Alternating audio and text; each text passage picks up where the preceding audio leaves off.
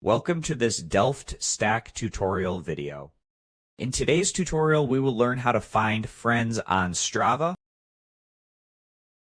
First, let's go ahead and open the Strava app on your phone. And now at the top, you will see a magnifying glass, which indicates a search icon. Just go ahead and click on that and set it to friends and not club. So just go ahead and send it to your friends just like so. And once that you have done that, you will see suggested people that you may know. So just scroll through the list and see if you can find your friend here.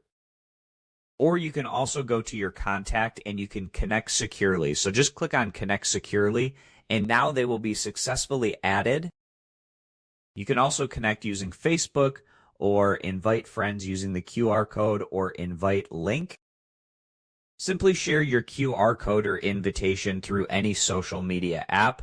And now you'll be successfully able to find your friend and connect with them. And that's it. We just learned how to find friends on Strava using search, contact, friend, and invite group options. Thanks for watching, and don't forget to check out the next DelftStack tutorial video.